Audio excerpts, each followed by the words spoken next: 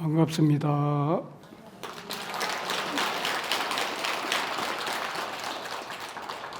지금 이 시간에는 제 10품이 되는 보살 문명품에 대해서 말씀을 드리겠습니다. 모두가 39품이니까 아직 이제 29품이 남았죠. 오늘은 이제 보살 문명품에 대해서 말씀을 드리도록 하겠습니다. 문수보살이 각수보살로 시작을 합니다. 각수보살로 시작을 해서 9번째 현수보살에게 질문을 하면서 각각 9번의 보살들이 문수보살의 질문에 답변을 하고 다시 9번의 보살들이 문수보살에게 차근차근 질문하면서 이에 대해서 문수보살이 답변하는 내용으로 구성되어져 있는 것이 보살 문명품이라는 것입니다. 보살이 보살에게 묻고 또 분명하게 답변을 한다고 해서 문명품이라고 이렇게 하는 것이죠.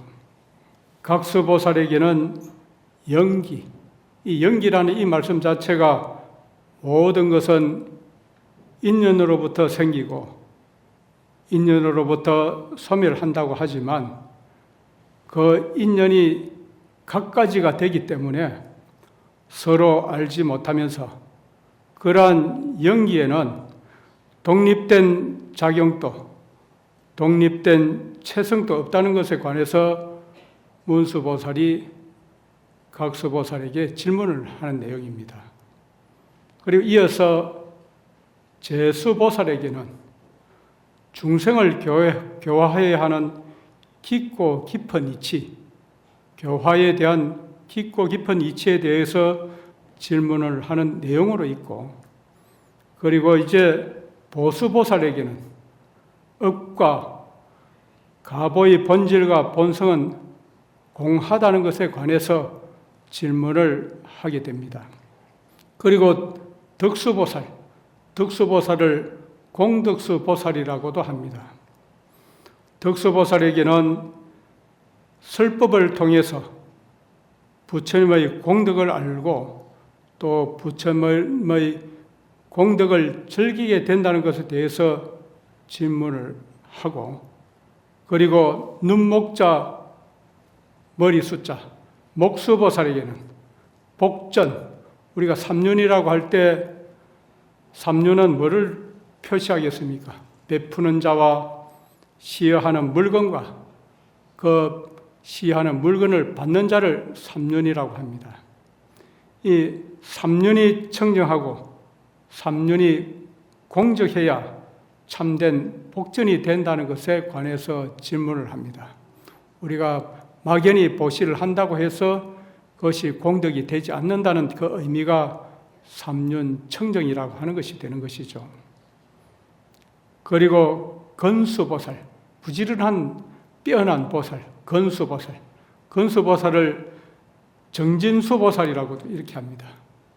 여기에는 정교, 바른 가르침, 이런 정교에 대해서 질문을 하고, 그리고 법수보살에게는 정행, 들은 법문을 올바로 실천하고 실행하는 정행에 대해서 질문을 드립니다. 그리고 이제 지혜를 지자, 머리 숫자, 지수보살에게는 깨달음을 보조하는 또 깨달음을 돕는 수행법에 대해서 우리가 조을 도자 해서 조도사라고 이렇게 합니다. 깨달음을 보조하는 수행법에 대해서 질문을 합니다. 그리고 이제 마지막 9번째 현수보살에게는 일도라는 것을 표현하기를 단박에 깨달음에 이르는 법에 관해서 질문을 합니다. 이에 이제 문수보살의 깊은 이치를 질문하게 되면은 이러한 각각의 보살들은 10가지의 개성으로 문수보살이 질문에 대해서 답변하면서 명쾌하게 그 말씀, 그 답변 그대로 즐겁고 기쁜 마음으로 분명하게 답변하면서, 그리고 마지막으로 10번째 질문은 이제 입장을 바꿔서 여러 보살들이 문수보살에게 부처님의 경계에 대해서 문의를 합니다. 문수보살에게. 문수보살도 역시 10개의 개성으로 9분의 보살들에게 부처님의 깊고 깊은 경계는 흑원과 같아서 마치 모든 중생들이 거기에 들어가게 되면서도 실제로 들어가는 데가 없다고 정리하면서 해명을 하게 되는 내용으로 구성되어져 있습니다. 보살들의 10가지 문답으로서 10가지 신심, 10가지의 깊고 깊은 법이라고도 이렇게 합니다. 이 신심이란 불가사의하고 미묘하면서도 지극히 깊다는 뜻을 신심이라고 합니다. 깊을 심자. 즉 각수보살은 영기 신심을 보이고, 제수보살은 교화의 신심을 보이고, 보수보살은 억과 가보의 심심을 보여주면서 이를 통해서 중생들이 현실을 잘 파악할 수 있도록 하는 것이 여기에 들어있다는 것입니다. 또 덕수보살, 공덕수보살의 설법신심과 목수보살의 복전신심, 그리고 건수보살의 정교신심은 부처님께서 중생을 교화하는 그러한 양상을 잘 나타내고 있는 것입니다. 또한 법수보살의 정행신심과 지수보살의 조도신심은 교화에 의한 수행을 설명하는 것이고, 현수보살의 일성신심과 문수보살의 불경계신심, 구경불가라고도 하죠. 부처님의 궁극적인 깨달음의 불가사의함을 바로 알게 하려는 것을 말하는 것입니다. 그리고 그 가운데에서 첫 번째 각수보살은 부처님의 안목에서 본다면 법성은 본래 차별이 없습니다만 중생들은 항상 번뇌와 망상으로 차별이 있다고 착각하고 있을 뿐이라고 하면서 모든 것은 인연으로부터 이루어져 있고 현실 세계는 그 인연에 따라 이어진다고 해명함으로써 중생의 현실을 파악하고 서로가 서로에게 영향을 주고받는 관계라는 영기의 신심을 보여서 모든 것은 인연으로부터 이루어지고 있다는 것을 깊이 믿게 하는 것에 있는 것입니다. 그리고 각수보살이 이어서 두 번째 제수보살과는 교화심심, 교화의 깊고 깊음을 밝히는데 부처님께서는 어떤 방법으로 중생들을 교화하시는가 하는 문수보살의 그러한 질문에 제수보살은 답하기를 세간소견법, 단위심위주, 이 세간에서는 보는 모든 법들은 다만 마음을 주인으로 삼는다고 해명을 합니다. 세간소견법, 세간에서 보는 모든 법, 단위심위주라, 다만 마음을 주인으로 삼는다고 이렇게 해명을 합니다. 일체의 모든 것은 자신 마음의 변화가 만들어낸 결과이기 때문에, 우리들 자신의 마음에서 만들어낸 결과이기 때문에 마음이 근본이 된다고 할 수 있는 것입니다. 그렇지만 범부 중생들은 유심으로서 모든 것은 오직 마음이 낸다는 것의 도리를 온전하게 이해하지 못하고서 욕심으로, 이기심으로 가득 찬 생각을 일으키고 사물의 외형에 집착하지만 그것은 모두 실제로는 공한 것이고 소유할 것도 없는 것이라고 하는 것입니다. 그 예를 들어서 어제는 기쁜 마음이었는데 오늘은 마음이 우울하고 슬퍼졌다고 이렇게 가정을 해보면은 그것은 환경이 바뀌었거나 다른 장소에 와 있거나 세상이 달라지고 바뀌어져서 기쁜 마음이 슬퍼진 것이 아닙니다. 그저 내 마음이 기쁘고 혹은 내 마음이 슬퍼진 것 자체가 본질적인 자기 자신의 이유일 것이라는 것입니다. 우리들 마음이 슬퍼지면은 같은 공간, 같은 환경, 같은 사람들로 어제와 다르지 않는 그런 상황과 조건에 있어서도 슬퍼지고 있는 것입니다. 상황이나 조건에서 기쁨과 슬픔이 비롯되는 것이 아니죠. 자신의 마음이 어떠냐에 따라서 기쁘기도 하고 슬퍼지는 것이 된다는 것입니다. 그래서 우리들이 어떤 마음에 건조해 둬야 될 것인가를 깊이 한번 아우르고 생각해 봐야 할 부분이라는 겁니다. 공연실이 미워하는 생각으로 어제는 그 사람이 그렇게 안 보였는데 오늘은 저 사람이 어찌 그렇게 믿게 보이는지, 아니면 어제는 내가 참 기분이 괜찮았는데 오늘은 저 사람 때문에 기분이 확 상해버렸다. 이런 생각, 이런 것들 자체가 오직 일체 유심조라는 것입니다. 그래서 우리들 이 마음 자체가 하은경과 팔만대장경을 이런 마음 자체에 대해서 우리들이 팔 다스리는 이런 가르침으로 구성되어져 있습니다. 그러한 팔만대장경을 한 글자로 그것을 압축하자면 마음 심자라고 할 수가 있다는 것입니다. 보이지 않는 마음, 잡을 수 없는 마음이 이 세상의 모든 것을 만들어 간다는 진리와 이념에서 깊고 깊은 교화가 성취가 된다는 것을 이렇게 표현하고 있습니다. 이렇게 제수보살이 표현하고 이렇게 해명을 하였죠. 세 번째 보배보자 머리 숫자 보수보살은 정진심, 즉 믿음을 향해서 어떻게 정진할 것인가를 문수보살에게 해명을 합니다. 수습 성근으로서 성근공덕을 닦고 성근공덕을 익히는 업과 신심으로서 중생의 업과 중생의 가보가 매우 깊다는 것을 밝히고 그것을 통해서 진리의 세계에 나아가도록 하는 것을 의미하고 있습니다.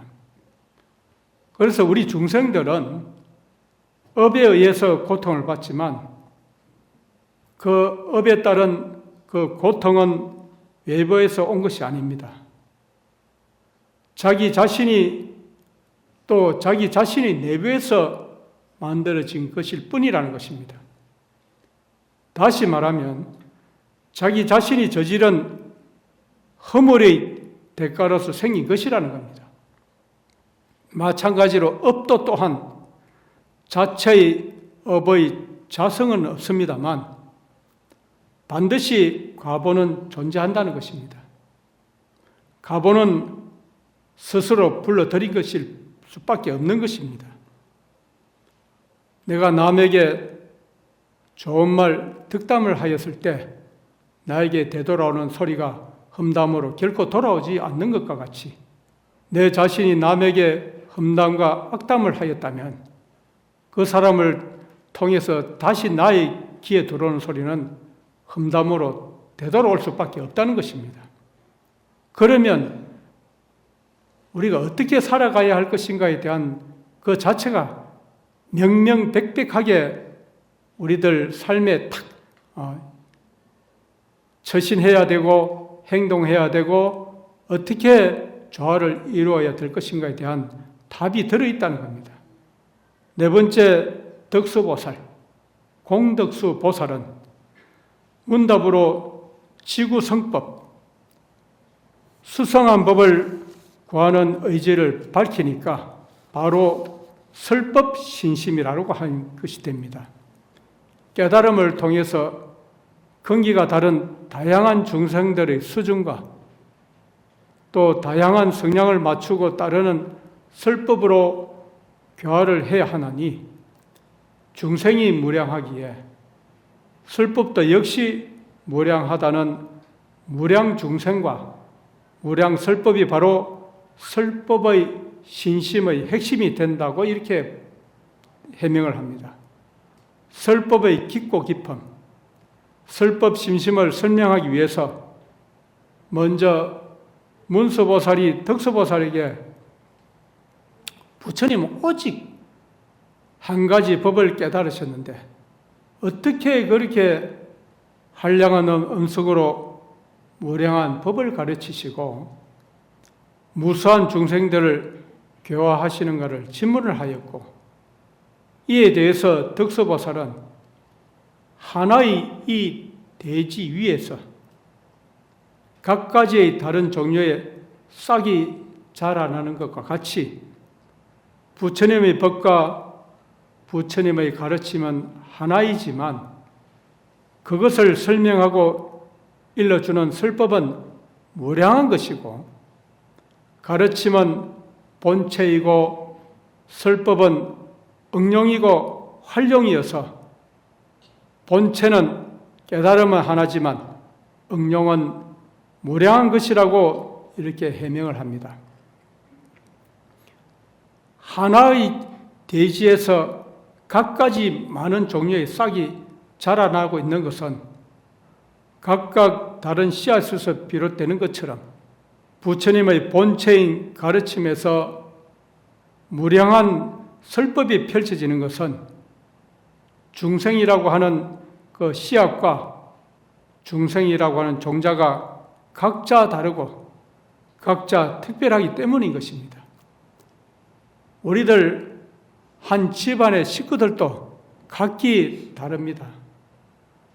동시간에 거의 태어난 쌍둥이도 각각 성품이 다르지 않습니까? 즉 각각의 경기와 각각의 성향, 각각의 능력에 따르고 맞춰서 가르침을 설하기에 대기설법이라고 하는 것이고 무량한 중생을 따라서 펼쳐지는 수기설법, 따를 숫자, 근기기자, 수기설법이고 근기에 따라주고 순응하는 곧 설법신심이라고 해명을 합니다. 다섯 번째, 눈목자, 머리숫자, 목수보살을 통해서는 정심, 그러니까 우리가 선정의 정이죠. 마음을 안정시키는 것을 해명합니다. 심상유화, 마음을 항상 언제나 어디에서나 유연하고 저렇게 하는 것으로서 복전신심을 말하고 있는 것입니다. 복전이란 행복을 수확하는 밭이라는 뜻으로서 보시와 공양 등의 씨앗을 뿌리면 반드시 행복한 결실을 맺게 된다는 것을 밭에 비유한 것입니다. 그래서 복전이라고 하죠. 우리가 불전함에도 복전함이라고 하는 것 자체가 그러한 의미를 가지고 있다는 것입니다. 그래서 밭이 좋아야 곡식이 잘 자란다고 하는 말처럼 심상유화, 언제나 부드럽게 또 평화로운 마음이야말로 보시와 공덕의 씨앗을 잘 자라나게 하는 밭이고 터전이 되기 때문이라는 것입니다. 그래서 우리들이 심상유화의 마음가짐을 가지고 살아라는 것입니다. 그렇게 해야 공덕의 씨앗이 자라고 이렇게 퍼져나간다는 것이 됩니다. 그래서 공덕이 자라나면은 자기의 삶이 어떻게 달라지겠습니까?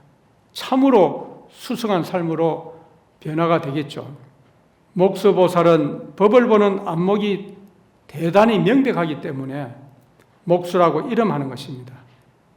부처님은 모든 것에 차별 없이 평등하여서 미워함, 원망하거나 미워하면서 멀리함과 친근하고 가까이 함이 없다는 것입니다.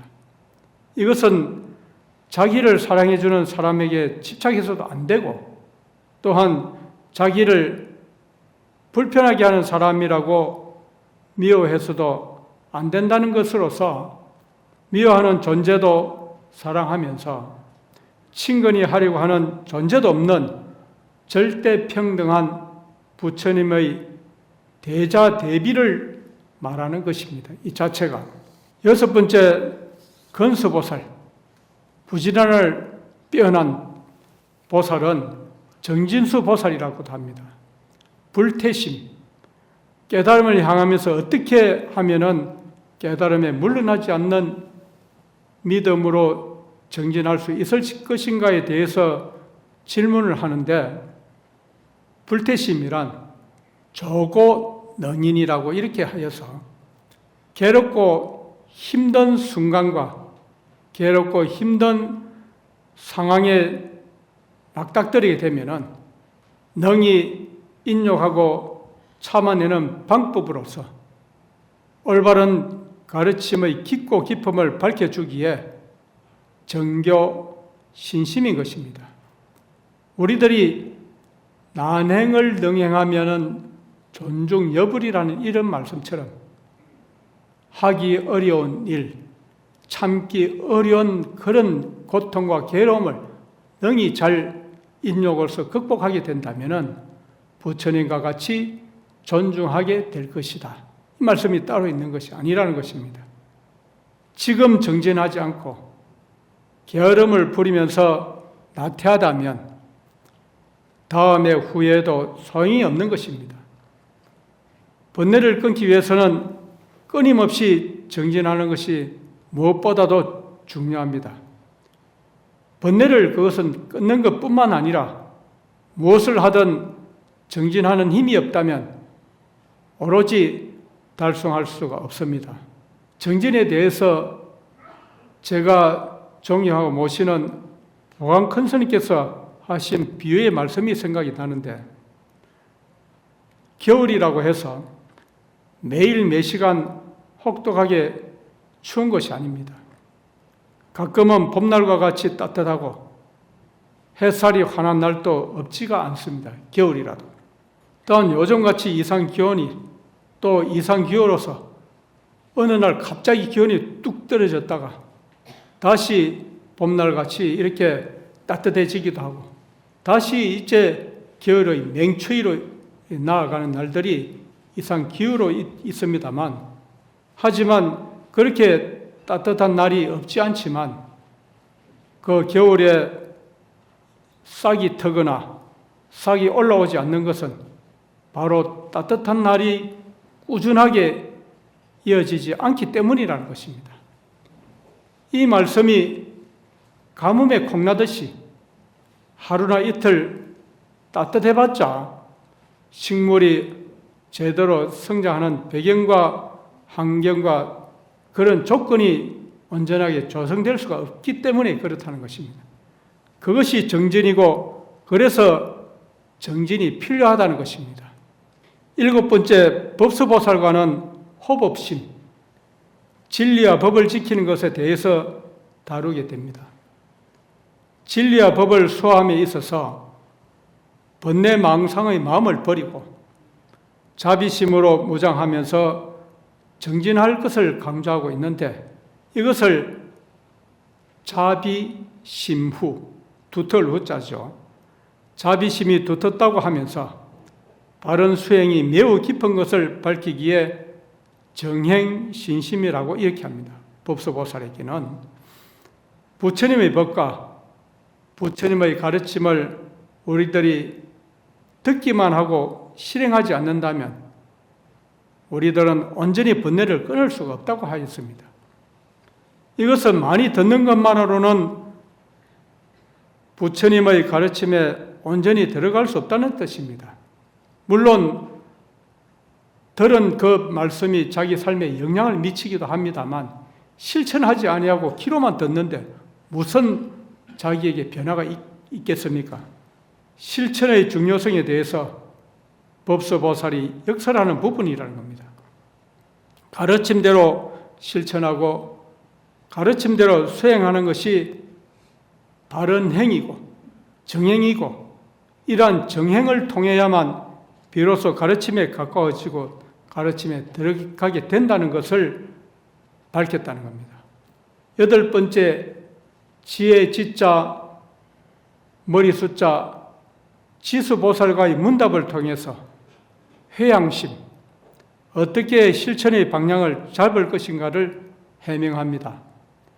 육바라밀은 보시, 지계, 인욕, 정진, 선정, 지혜를 말하죠.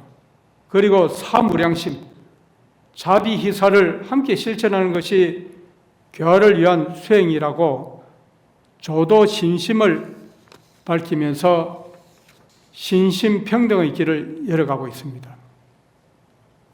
인색한 사람이나 참으로 구두쇠에게는 보시의 중요함을 설명해 주면서 또 파괴한 사람에게는 청정한 계율을 지키는 것이 무엇보다도 중요한 것을 강조하면서, 또한 그 성질이 나쁘고 성질을 잘 부리고 화를 참지 못하는 사람에게는 인욕을 권하고, 게으른 사람에게는 정진할 것을 가르칩니다.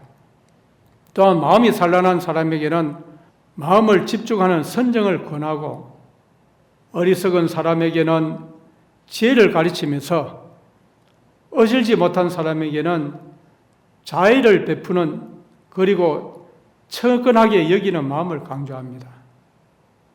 다른 생명을 해치는 사람에게는 대비심을 설하는 것이 무엇보다도 중요합니다. 이와 같이 육바라밀과 자비희사의 사무량심을 설하는 것 자체가 각자 개개인의 결정과 개개인의 단점을 하나하나씩 육바라밀과 사무량심으로 섭수하고 전환하도록 인도하기 위함인 것이 된다는 것입니다. 그리고 9번째, 현수보살과는 계율의 마음을 잘 지님으로써 어떻게 행동해야 하느냐를 분석하고 있습니다. 이것을 울타리계, 마음심, 계심이라고 합니다. 부처님께서는 오직 한 가지 도로서, 이 한 가지 도는 대성을 표현하는 말씀이기도 합니다. 한 가지 도로서 생사를 벗어났으면서 중생들도 역시 대성의 길로 나아가도록 애락 대성을 권유하십니다. 중생의 건기와 중생의 성량과 자질이 각각 다르지만 올바로 나아가야 할 길은 오직 깨달음의 길, 그 하나의 길로 나아간다고 해서 이것을 일도심심이라고 합니다. 혹은 일성신심이라고도 이렇게 합니다. 모든 부처님의 몸은 하나의 법신, 곧 하나의 마음, 하나의 지혜로서 근본적으로는 하나의 법인 것입니다. 그런 하나를 통해서 중생들은 각자의 능력과 각자의 수행과 각자의 관점과 그 인연에 따라서 여러 가지 불국토를 보면서 또 체험하고 경험하게 됩니다. 때로는 부처님의 수명을, 때로는 부처님의 광명을, 때로는 부처님의 신통력을, 또 때로는 부처님의 법회를 볼 수 있습니다만, 그런 모든 것의 근본은 어디까지나 하나의 법신이며 하나의 법에 있는 것입니다. 10번째는 이제 9분의 보살들이 문수보살을 통해서 부처님의 경계와 부처님의 경지가 매우 깊다는 것을 밝히게 됩니다. 문수보살의 질문에 성심껏 해명한 9분의 보살들은 이제 문수보살의 뛰어난 변제로 부처님께서 소유한 경계에 대해서 설명해 주십사 하고 질문을 하게 됩니다. 부처님의 경계는 부처님의 지혜를 대신할 수 있는 오직 문수보살만이 답변할 수 있기 때문이라는 것입니다. 부처님의 경계는 마치 허공과 같아서 그 속에 중생이 들어가도 중생이 들어간 흔적이 없습니다. 마치 새들이 허공을 날아다니도 허공에는 아무런 흔적이 남아있지 않는 것과 같은 이치가 되는 것이죠. 부처님은 중생을 제도하기 위해서 중생 각자의 능력에 맞춰서 설법을 하십니다. 이것을 대기 설법이라고 하는 것이죠. 또한 부처님께서는 어떤 세계든 또한 어떤 곳에든 자유롭게 들어갈 수가 있습니다. 그곳이 지옥이든 천상이든 마음만 먹으면 어디든지 들어갈 수 있는 분이 부처님이시다는 겁니다. 그렇게 어떤 세계에 들어간다고 할지라도 부처님의 지혜는 항상 고요하고 항상 평안하면서 아무리 더러운 곳에 들어간다 할지라도 실트를 끝도 더럽혀지지 않습니다. 부처님의 경계는 청정해서 어떠한 오염 물질로도 더럽혀지지 않으면서 그 깊이를 알 수 없을 정도로 깊고 또한 더 넓은 것입니다. 그래서 부처님의 경계가 무한하게 깊고 넓어도 그 중생들이 무엇을 원하는지 그 마음을 부처님께서 잘 헤아려서 중생을 교화하고 중생을 감동하게 해서 장차 깨닫게 하는 것이 부처님의 목적이니 이것이 바로 원력의 마음, 소원의 마음, 원심이라는 것입니다. 그래서 불경계 신심으로 부처님의 경계가 깊고 깊음을 알아서 중생을 모두 인도하는 것이 바로 원심이라는 것이 됩니다. 이상의 문답을 통한 해명으로 10가지의 믿음이 원만히 구족이 되면 다음 단계인 10주의 첫 번째 제의가 되는 발심주에 오르게 됩니다.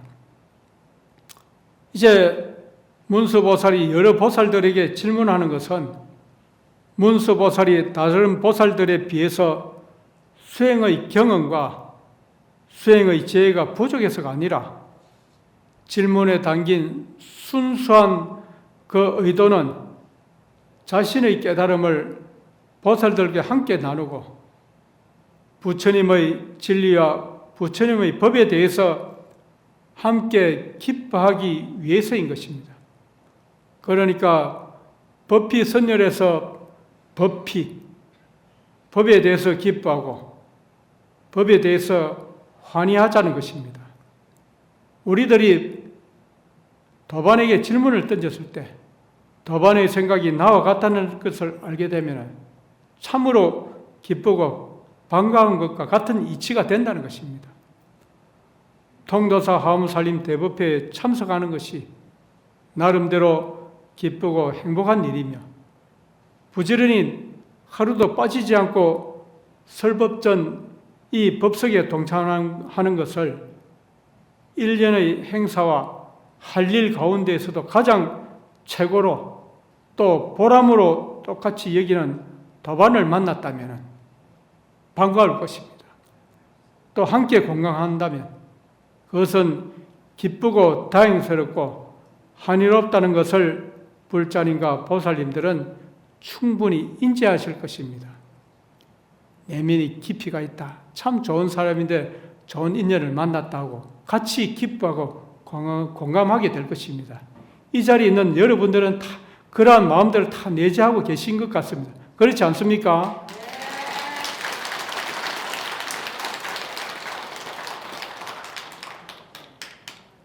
그래서 여기에 가장 높은 수준의 질문을 가르치고 또 그러한 가르침을 배우는 방법과 수단으로서 질문이 아니라 서로 묻고 서로 대답하면서 주고받으면서 진리와 깨달음으로 나아가고 동시에 모든 것이 이미 성취되어 있음을 일깨워주는 질문이야말로 최상의 질문이고 최고의 질문이면서도 가장 훌륭한 질문은 수성한 뛰어난 질문일 것이라는 겁니다.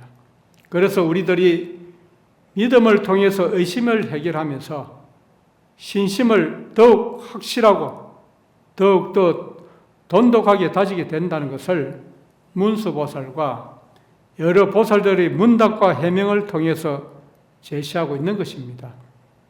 그러한 신심, 그러한 의심은 분발하는 분심으로 표출되기 때문에 보살 무명품의 10가지의 믿음이 원만하게 구족이 된다면 다음 단계인 10주의 처음인 발심주에 올라서게 되는 것입니다.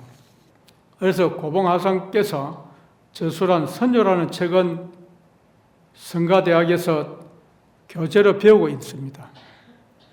선조에서는 공부를 성취하는 3가지 절대적인 조건으로 대신심, 대의심, 대분심을 강조하고 있습니다. 출가 수행자라면 성가대학 강원에서 공부한 선조의 내용은 잊어버리기 쉽지만 신심과 의심과 분심이라고 하는 이 구절은 여전히 기억에 남아있기 마련입니다. 대신심, 대의심, 대분심이라는 이 말씀 자체는 크게 믿는 마음, 대신심, 부처님과 부처님의 법과 부처님의 가르침에 대한 믿음과 신뢰를 어떤 상황에서든 흔들리지 않고 어느 누구의 유혹과 어느 누구의 부추김에도 좌우되거나 현혹되지 않는 것을 대신심이라고 하는 것입니다. 나에게 대신심이 있는지, 나에게 이 대신심이 굳건하게 자리하고 있는지 우리들은 깊이 한번 생각해 볼 문제라는 겁니다. 그리고 이어서 대의심, 크게 의심하면서 끊임없이 질문하는 마음의 자세를 가리킵니다. 신심이 있다면 끊임없이 무엇을 어떻게 닦고 무엇을 어떻게 실천해야 할 것인지를 부처님의 가르침과 부처님의 수행을 본받고 따를 것인지를 고민하고 헤아리고 생각해야 마땅합니다. 그것이 의심인 것입니다. 의심을 해야 불법에 대한 이해가 더욱더 깊어지고 의심을 해야 수행에 정진하는 속도와 집중력이 보다 더 일치월장하게 된다는 것입니다.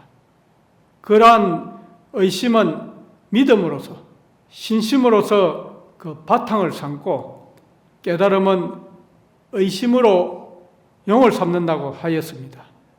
이것은 신심이 없다면 의심도 없고 의심이 하지 않는다면 결국 깨달음에 이를 수 없다는 것을 가리키고 있는 것입니다. 용감하고 맹렬하게 정진하여서 건수역행, 부지런히 닦고 온 힘을 다해서 수행하고 있는 그것이 각오와 의지를 굳건하게 하고 다지고 분발하는 분심이 된다는 것입니다. 의지를 굳건하게 다지고 분발하는 분심이라는 것이죠. 보살 무명품에서 문수보살과 9분의 보살의 질문과 답변을 통해서 우리들은 이미 갖추고 있던 신심이 더욱 돈독해지고 확고해져서 분발하는 마음 또한 발심하는 마음으로 올라서게 되는 것입니다. 마지막으로 이제 화엄의 대가로 초앙을 받고 있는 청량국사 진관스님에 대해서 그 환경에 대해서 찬탄하신 말씀 가운데에 몇 구절을 소개해 드리고자 합니다. 개인적인 소견으로 이 말씀을 드립니다.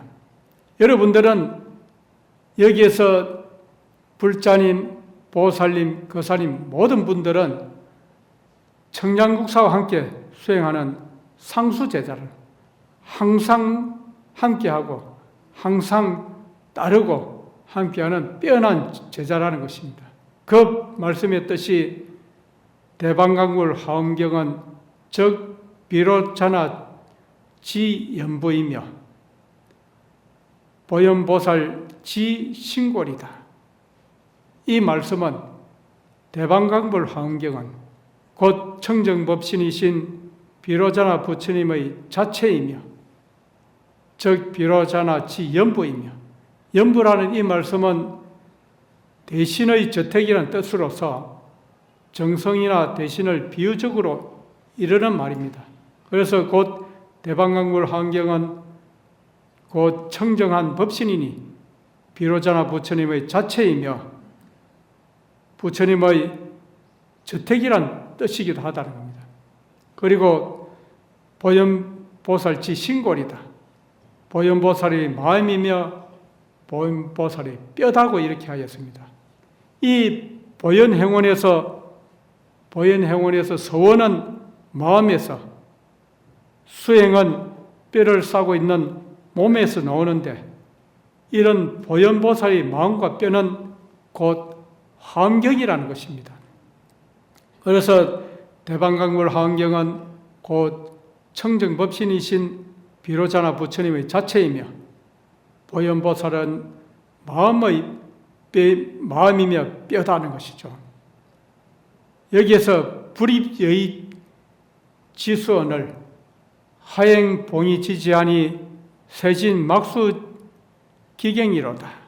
이 말씀은 아무나 손에 넣지 못하는데 비로자나 부처님의 근원이면서 보현보살의 신골처럼 더할 수 없이 귀하고 소중한 것이 하엄경이어서 누구나 원한다고 해서 쉽게 접근하거나 공부할 기회를 얻을 수 없다는 것입니다.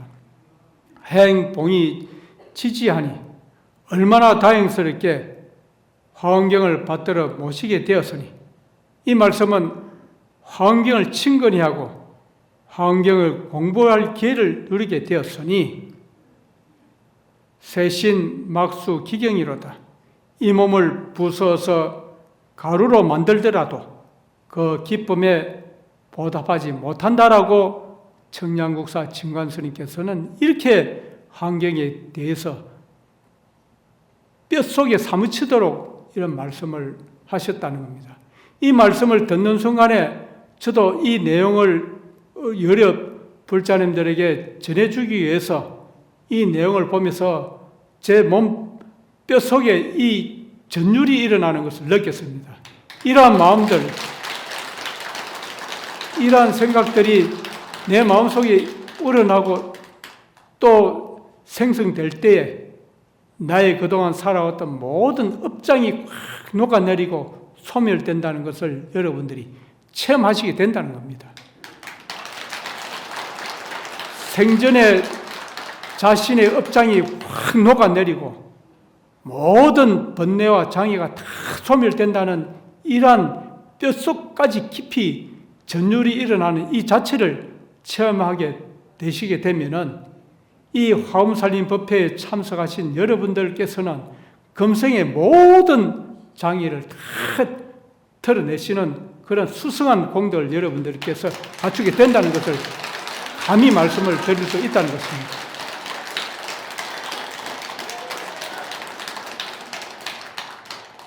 이러한 통도사 화엄살림 대법회에 해마다 날마다 하루도 빠지지 않고 법석에 동참하시는 불자님과 보살님, 그 살림들은 바로 여기서 말씀드리는 세신 막기경이다. 세신 수기경, 몸을 부숴서 가루로 만들면서 환경과 해마다 만나는 기쁨에 보답하면서 환경을 봉지하고 또 환경을 받들어 모시는 불자의 자세와 각오와 의지를 보여주고 직접 실천하고 계시는 것입니다. 청량국사께서는 중생을 판단함에 있어서 반드시 삼관에 의거해야 한다고 강조하셨습니다. 상관이란 가관과 공관과 진관을 말합니다. 가관이라는 것은 깨닫지 못하고 탐진치 삼독이 가득한 그러한 이들이 중생이라고 보는 것을 가관이라고 합니다. 그래서 우리가 보면은 참 가관도 아니다, 이런 말들이 여기에 다 들어있다는 겁니다. 깨닫지 못하고 탐진치 삼독이 가득한 이들이 중생이라고 보는 것, 가관이라는 것입니다. 다른 사람들의 평가에 의해서 어떤 사람이라고 미리 단정하는 선입견과 편견이 가관에 속한다는 것입니다. 가관은 거짓으로 엉터리로 보고 엉터리로 판단하는 것입니다. 이러한 가관에서 한 단계 더 올라서게 되면은 중생이 아니라고 하는 공관이 된다는 것입니다. 나쁜 사람이라고 그 사람이 아주 좋지 않는 사람이라고 이 선입견과 편견을 갖고 대했었는데 막상 그 사람의 진심을 알고 보니 나쁜 사람이 아니라 참 마음이 어찌 보면은 선하고 그 겉으로는 아주 강직해 보이고 고집스럽게 생겼는데 그 속마음은 참으로 따뜻한 사람이라는 느끼는 것처럼 이런 사람들 자체가 이렇게 선입견과 편견을 갖고 되어 있는데 진심을 알고 보니 참으로 좋은 사람이구나 하고 이런 선입견과 편견을 부정하는 것이 바로 공관이라는 것입니다. 중생도 중생이 아니라 텅 비었다고 보는 것입니다. 이것을 일체 개공이라고 일하는 것이죠. 세상의 모든 것이 전부 다 실체가 변하지 않고 늘 일정하게 지속되지 않는 사물의 근원이 없기 때문에 이 세상의 모든 것은 전부 실체가 없이 공하다는 이치에 입각을 해서 중생도 역시 공하다고 하는 것이 공관인 것입니다. 그 다음은 중도관인데 이것이 진관이라는 것입니다.